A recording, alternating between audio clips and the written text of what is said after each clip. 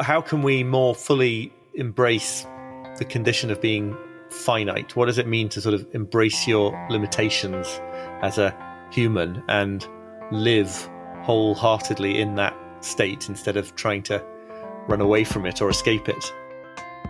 Welcome to The Examined Life. I'm Kenny Primrose, a teacher and a writer based in the UK, and I am delighted that you have found your way to this podcast. Each episode, I ask an influential and, in my opinion, fascinating thinker what question we should be asking ourselves. Krista Tippett wrote that there is something redemptive and life-giving about asking better questions. That is exactly what I hope you might find in these conversations. Questions that can reveal and illuminate what is important. Questions that might help us examine life better. The conversations in this series cover a range of different topics, from our relationship to pain and pleasure, to how we relate to tradition, spirituality and the planet. Sign up to the mailing list at examined-life.com for updates and musings on each episode, as well as transcriptions and a discussion board. And do please rate and review the podcast when you get the chance. Any feedback would be most welcome. In today's episode, I am grateful to be joined by the writer and journalist Oliver Burkeman. For many years, Oliver wrote a column for The Guardian evaluating a variety of self-help and productivity strategies. His book, The Antidote, is subtitled Happiness for People Who Can't Stand Positive Thinking. It appealed to me. His most recent book, 4,000 Weeks, is a philosophical, spiritual and practical look at how we use and inhabit time. Its success as a bestseller suggests that not only is Oliver a winsome writer, but that time and how we use it is something that we struggle with and are looking for guidance on. In our conversation today, we explore what it means to realise that our lives are in many ways limited, and acknowledging this can be a strangely liberating experience. I really enjoyed our conversation, and I found Oliver's insights astute, important, and actually really, really helpful. I hope you have the same experience. Hello, Oliver. I am so delighted to be speaking to you and grateful for you giving up your time. The theme of this podcast, as you know, is to elicit and explore a question posed by a thinker such as yourself, a question that we should be asking ourselves. And I guess if we could begin with that, what question is it that you think it would be helpful for people to be kind of asking themselves and exploring, and then maybe we can unpack it? So I guess what this calls to mind in my mind anyway is a sort of big abstract questions that seem to be like at the core of all the things that I feel drawn to write about and look into. And one of those big abstract questions is something like how can we more fully embrace the condition of being finite? What does it mean to sort of embrace your limitations as a human and live wholeheartedly in that state instead of trying to run away from it or escape it? Now, that's about 80 words, so it's not a very elegant question. But it's definitely the subject matter, or some of the subject matter. Yeah. So this question, how do we more fully embrace the condition of being finite? It's a lovely question. Is that to do with the knowledge of our own mortality? Is finitude another way of talking about mortality? Well, I would say our nature as finite human beings. Yeah, I would say our finitude rather than our mortality. Arguably, it's a distinction without a difference. It's an interesting question, but yeah, I would go for it's the fact that we are limited in so many ways, not simply the fact that we die, though in some sense the fact that we die is what creates all the other limitations. Yeah. So this question, how do I embrace my finitude? Would it be fair to say that this is the question that kind of lurks behind your book, 4,000 Weeks? You know, roughly how long we have to live, if we're lucky enough to get to 80, is about 4,000 weeks. And the realization of our finitude, of the fact that we're massively limited, time limited, is something we need to embrace to realize how we should live well or inhabit time better. Yeah. I think that book is, I now see sort of in the rearview mirror, because you only ever see these things that way. But that book is an attempt to ask that question specifically through the lens of time and our daily time. I don't think that's the only lens through which sort of confronting limit is important and interesting. But yeah, absolutely. It's like once you really see that there will always be too much to do and too many things that genuinely matter, not just sort of nonsense busy work, but really, really important ways to spend a life. Once you see that there are far more of those than you're ever going to actually have the chance to get around to in a finite life, how does that change everything, really? I mean, both partly, of course, one's choices about what you spend time on, but also just how it feels to be human in this situation. I don't know. I think what I'm always coming back to is this sort of it's a theme, or it's a sort of perspective or way of approaching things. It's always like there's some kind of freedom, for me anyway, and liberation in realizing that our situation is sort of even worse than we thought it was. If you think that it's really hard to make time for everything that matters in life, that's a very stressful and anxiety-inducing situation. If you see that it's completely impossible to make time for everything that feels like it matters in life, that's not so stressful, because like you have surrendered to reality in some important way. You've accepted that things are the way they are, and from then on, you're sort of freer to choose a few things to spend your time on, because you're sort of no longer haunted by this impossible goal. I mean, obviously it continues to haunt me on a sporadic basis multiple times a week, but the in terms of the sort of the ideal mindset here, the thing to sort of aspire to, it's that we might see just how bad things were in terms of our limitation, and actually be freer as a result. So we kind of labor under this impossible burden of having infinite things to do, but massively limited time, massively finite time, and calling that out and saying, actually, this is impossible. So what I want to spend my time doing is ultimately liberating. Totally. There are all these quotations that come from Zen Buddhist teachers, especially, I think, about how, the problem that we have is not the problems that we encounter in life, but that we think life is a problem that can be solved, right? So at the beginning of the book, I quote Jocko Beck, the late American Zen Buddhist, who said, "What makes it unbearable," I think she's talking about life as a whole, "what makes it unbearable is your mistaken belief that it can be cured." And I really like this kind of bucket of ice water over the head kind of observation, because it's like, oh yeah, it just rings immediately true to me. It's like, oh yeah, the problem here was thinking that I was going to find some way to escape the terms and conditions of the human condition. It wasn't the fact that I can't do that. It was the fact that I thought I might be able to do it.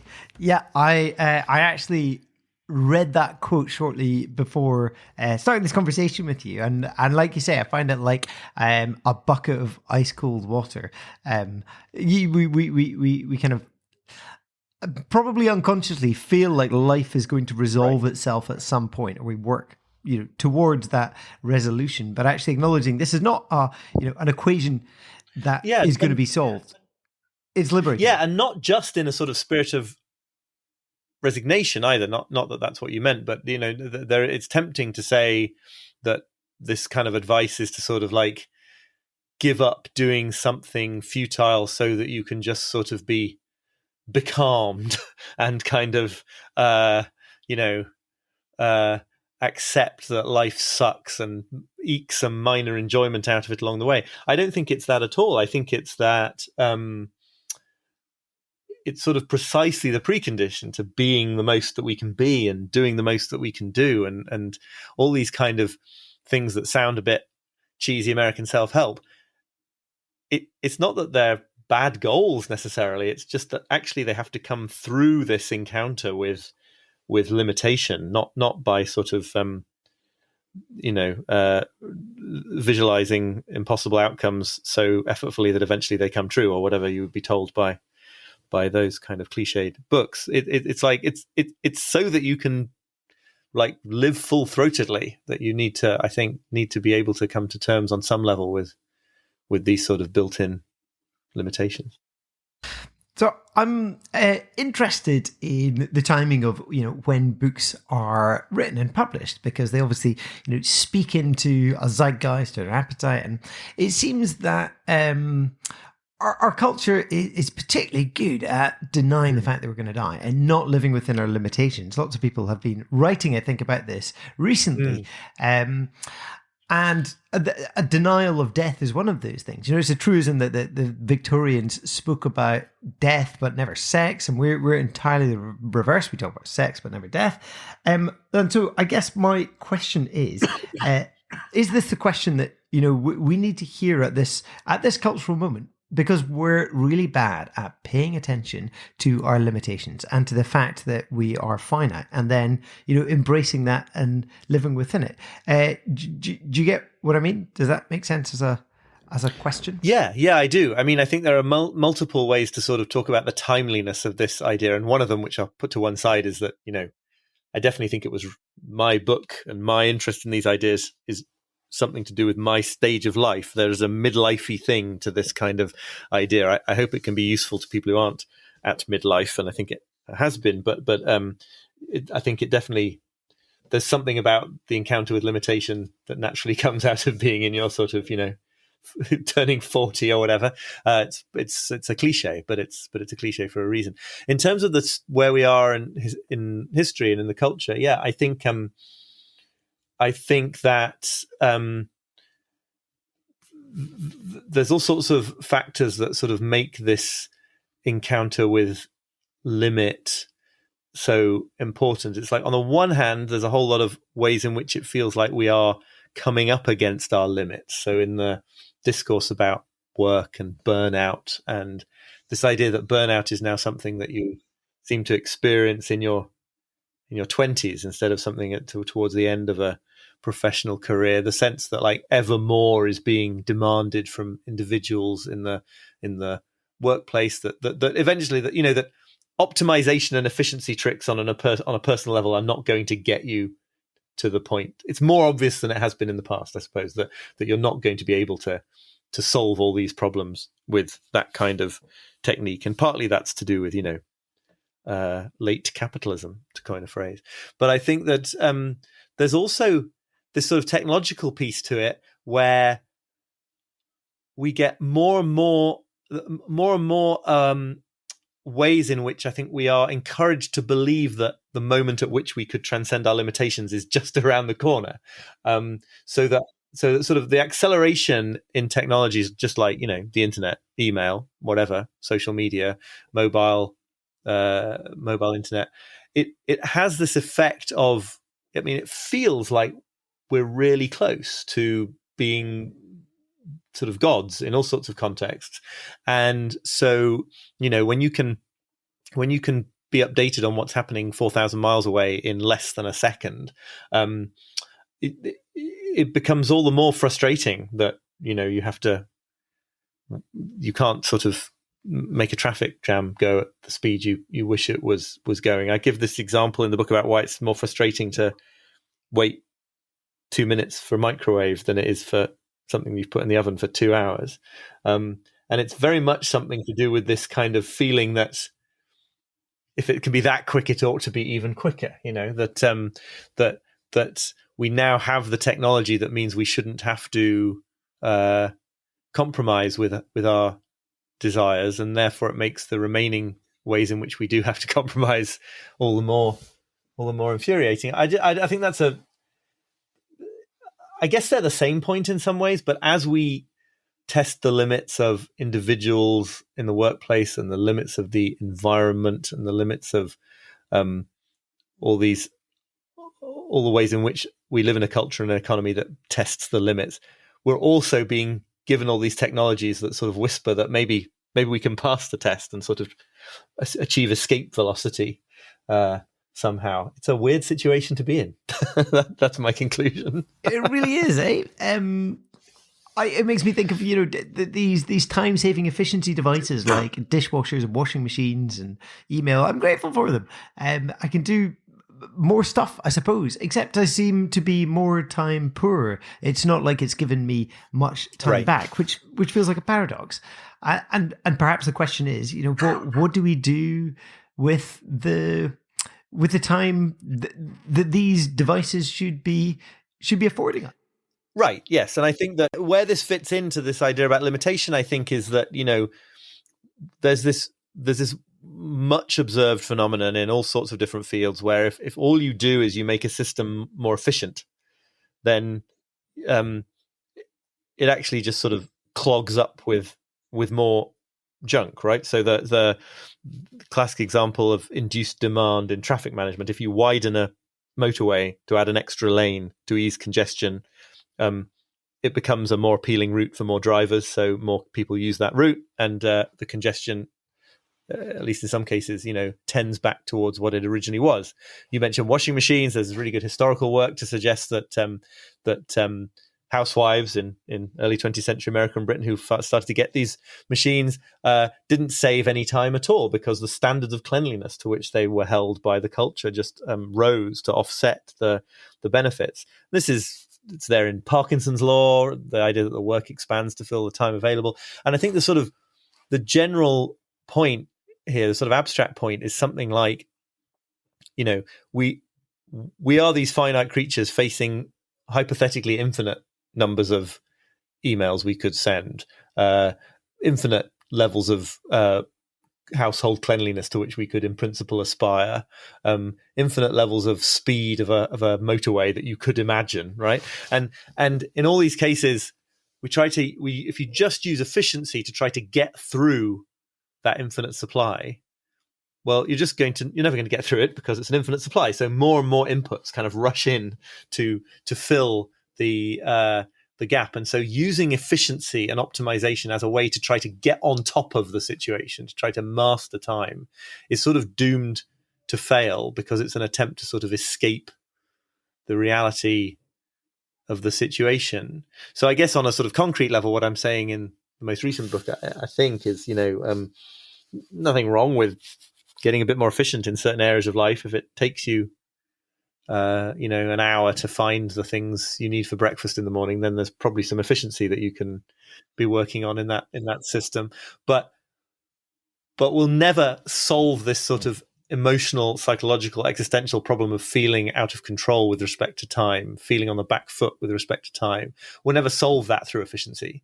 You can only solve that, if you can solve it at all, by reconciling yourself to the situation, deciding to focus on a few things, letting a whole lot of other stuff fall by the wayside. You can't. There isn't a technique or a technology for getting on top of time and mastering time in that way, because, time always wins that battle in the end, I guess.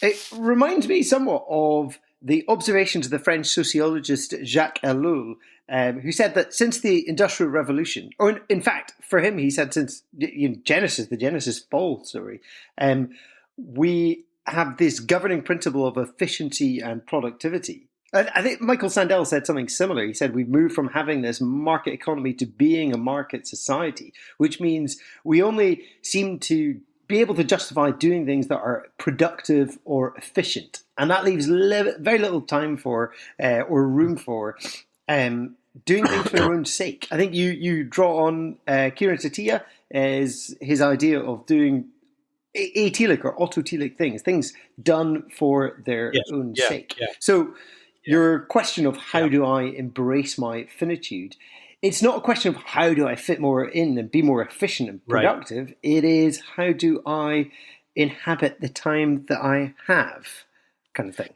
No, exactly. And inhabiting how I just got sent a book actually written from a Christian perspective called How to Inhabit Time, and I love that title because I don't know yet.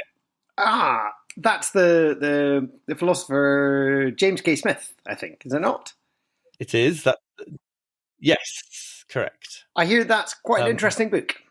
I have not read it yet, so I should not comment on its innards. But that title was like, oh yes, right. And this is there in. It totally chimes with some stuff I've been reading about Dogen, the Zen teacher, and it's like this is the sort of Christian. This is a Christian approach to the same idea. But yeah, it's like. So backing up, because I shouldn't talk about a book I haven't read. The it, right efficiency. I've slightly lost the thread of the question, but I thought it was a very good question, and now I can't.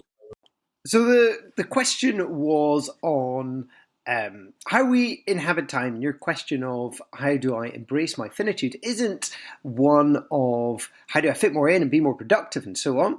It is how do I relate to time that's kind of in a way that's humanizing and more full and less about achievement and so on. So this question is, if anything, slightly subversive towards the kind of the drift of society and the expectation that we're all productive and efficient and so on. Is that the case? Yeah, no, absolutely. So yeah, I think, for example, I've noticed sometimes a sort of a response to the title of my book, 4,000 Weeks, which is extremely approximately the lifespan of a human being in the West these days. There's a sort of reaction you can have to that, which is like, yeah, that's terrifying. And as a result, I've got to try to cram every remaining week that I've got with the most extraordinary stuff and go like, base jumping every weekend and do extreme sports and like live a completely remarkable life that's really different to how other people. And there's that whole ethos in the culture of like seize the day, meaning, be extraordinary, do more than anyone else, do more extraordinary things than anyone else. And that is, there's nothing wrong with doing things that are extraordinary if they are actually the things you want to do. But that reaction always strikes me as a sort of a halfway, like you've got halfway to what I'm trying to say, right? Which is like in the desire to cram life with more and more stuff, which is what efficiency is, right? Whether it can be efficiency of workload or efficiency of getting through thrilling experiences or something. But in that desire to cram all this stuff in, there is still a desire to somehow like gain the upper hand over time, to somehow win this battle, and if not achieve immortality, then at least sort of achieve immortality by other means, which is, if you can't live forever, you can try to do an infinite amount with the time that you do have. And I think both of those are just different versions of the same mistake, right? And actually I hope that there is something, and I've found that there's something very relaxing about really getting inside the idea of limitation. It isn't like, oh, now I've got to find even better techniques to counter this limitation. It's like, oh, this is how it is, and this is the ground from which I can do some interesting and meaningful and hopefully helpful things with my time. And that seems kind of key to your book, that we should be trying to inhabit a moment for meaning rather than some instrumental purpose. Right, and you mentioned Kieran Satier's idea of atelic activities, the idea of doing things that are beneficial and meaningful for themselves, not because they lead somewhere. And I think that's really the crucial thing here, right? It's not that there's anything wrong with using time instrumentally. We all do it every day, all the time. We're using an hour to achieve some goal. But if you just end up focusing on achieving those goals, if you're never sort of letting life cash itself out in the moment as meaningful now, then like it's never going to happen, because it's only ever now. And so it's a different way of inhabiting time, as you say, and sort of it's a way of more fully inhabiting time, because there is something about that purely instrumental mindset that sort of skirts over the surface of life towards the moment of truth when it's all sorted out, or the project is launched, or you can retire, or whatever it is in each person's case. I hope you're enjoying this conversation with Oliver Burkeman. Please sign up for the email newsletter, where you'll receive updates and musings on a fairly regular basis at examine-life.com. And do please remember to rate and share this episode if you're enjoying it. So, Oliver, we've been discussing the kind of pressure that our culture puts on us to instrumentalize our time, to kind of live beyond our very finite human limits. And I wonder how helpful it has been for you to think through, to become aware of this problem. Like, how much are you managing to live more in the present because you're aware that we need to?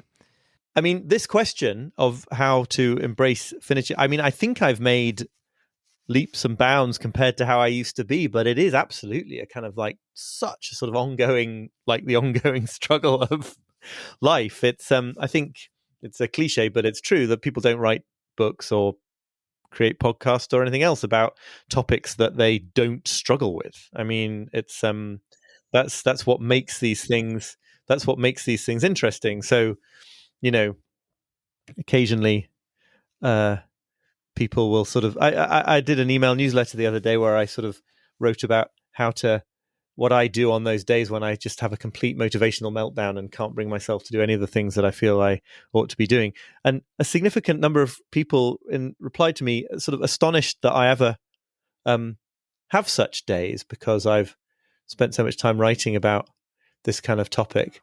I read that newsletter and I really appreciated it. It was a comfort to read that someone like you also struggles with motivation. Well, also, it's just like, it's such a testament to how destined we are to try to assume that other people have got it together, right? Because I literally call my email newsletter The Imperfectionist. Endlessly, I think, the way I see it, I'm endlessly writing about my foibles and flaws. But still, because because you wrote a book, or because you're the writer of the email newsletter instead of the recipient on this particular day, there is this assumption that you know more than other people. I mean, I just the thing I am always trying to do, I think, and I think I do more successfully than I used to, is to let go of a certain kind of need for control or for comprehensive productivity, for the idea that I'm going to be able to fit everything in, for the idea that it's absolutely terrible if anybody out there is disappointed in me or impatient with me or wishes that I was doing something that I'm not doing, and to just sort of stay more aware more of the time of the real situation, which is that every single moment that I'm doing anything, I'm saying no to a million other things in that choice. So, if I leave behind some unanswered emails to go and spend, the evening with my son, because I would rather do that. I mean, most people would endorse my decision, but the feeling that if I just gave it another hour, I would have those emails all done, takes away value from it leaches into the experience of being with my son, and it gets very difficult. If I understand instead that, to finish those emails would be literally, no, not literally, but it would be a drop in the ocean. It would be nothing compared to I would be the incoming supply is infinite. It's never ending. It's just a question of doing what you can. Then I'm sort of freed from the tyranny of that thought about what else I ought to be doing, and more able to be present in that moment. So, in fact, when we stop speaking in a little while, I'm going to go down and start making dinner, and there are various urgent emails, or emails that the people who sent them consider to be urgent, in my inbox. And I don't mean to be callous towards those people, and I do try ultimately to work with their agendas too whenever I can. But it's just this understanding that there's no way of winning here, right? It's like the only way of winning, the only way to win is not to play the game, or whatever. It's like there's no hope of keeping everybody or all parts of me perhaps happy here, and that's wonderful. That's like a huge release from a burden. Yeah, I think the gift of your book really is awareness. That quote from Jocko Beck, "What makes life unbearable is the mistaken belief that it can be cured." Well, when you say those things out loud and you realize, I've got to figure out what I really value. Yeah. It's just about becoming conscious of what was already the case. Yeah, I think that's really true. there's a sense in which I think why what you're saying is kind of so important and relevant, particularly to people like me. I think it is because the air we're breathing culturally seems to have like reversed the values of what's actually good for us. So relationships are better for us than inbox zero. But that nagging sense of getting things done means that I'll often do the reverse. This is why I love the question of finitude. Yeah, and you raise a really good point there, which is that it's not always the case what I'm about to say, but it is very often the case that that the lure of getting the emails answered exerts a pull, and the sort of the idea of spending time with my family, even though I love doing it, it doesn't while I'm answering, if I'm with my family, I'm more, it's easier to be haunted by the emails. When I'm answering the emails, I'm less likely to be haunted by the wish to be spending time with my family. It's not always true. Certainly when my son was a newborn, I found it really hard to be doing things other than just being with him. And when you're in the first flush of love in a relationship, nothing else seems like it has any meaning. But once you get into sort of the routines of life, it's exactly the wrong things that exert the pull. Yeah, and it's fascinating. So yeah, you really have to sort of stay aware of that, or at least have structures in your life that cause you to like the urgent things or not. Yeah, it seems like the problem is that your family doesn't come with a persuasive design. Right, exactly. Yeah. There's no gamification in that. Whereas the satisfaction of knocking out the emails is real. Yeah. There's this other idea that you draw on in your book that we are cosmically insignificant. So I think you use Brian McGee's thought experiment of people who live to 100 being end to end and line them up throughout history, and you get this sense of your own kind of insignificance, I suppose.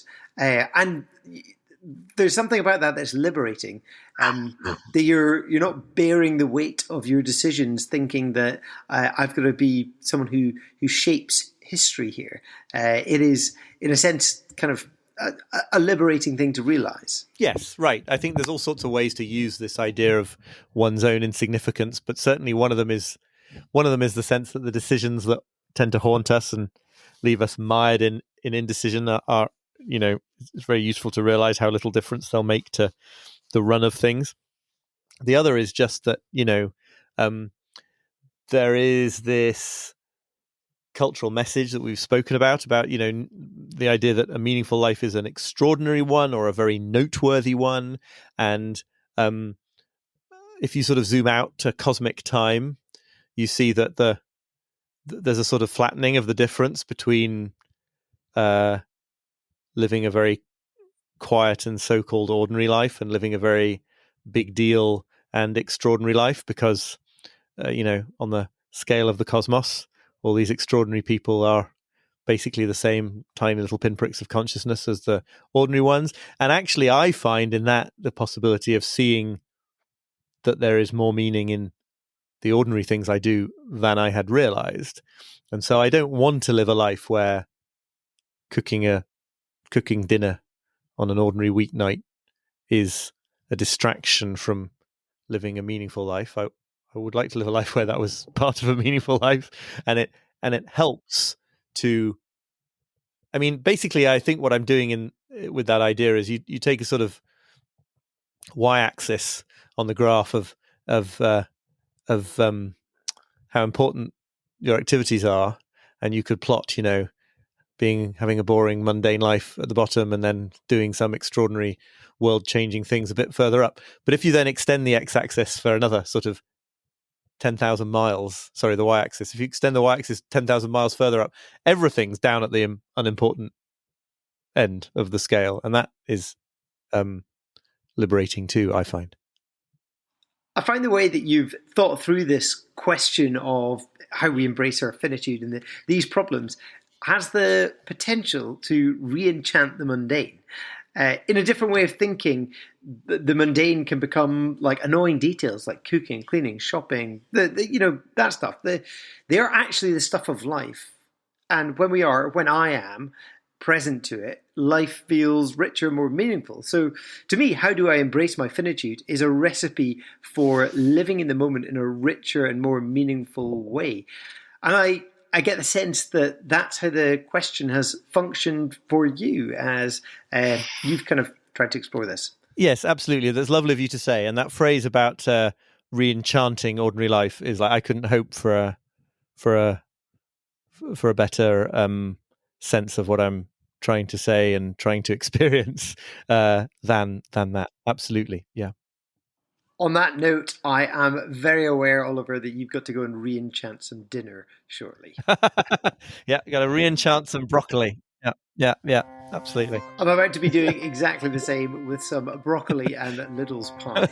I'm not sure Lidl's pies were ever that enchanted, so we'll see how that goes down. Oliver, we've been talking about the value of time, the fact that we're so limited, and you've just given me an hour of yours. So thank you so much. It's been a real pleasure speaking to you. It was a pleasure. Thank you very much for inviting me to do so. I hope you've enjoyed listening to this conversation with Oliver Burkeman on how we can embrace our finitude. For more on this topic, do pick up Oliver's book 4,000 Weeks if you are one of the people who haven't read it yet. It's a book I've given away several times. It's winsome, it's wise, it's a joy to read, and practically helpful as well.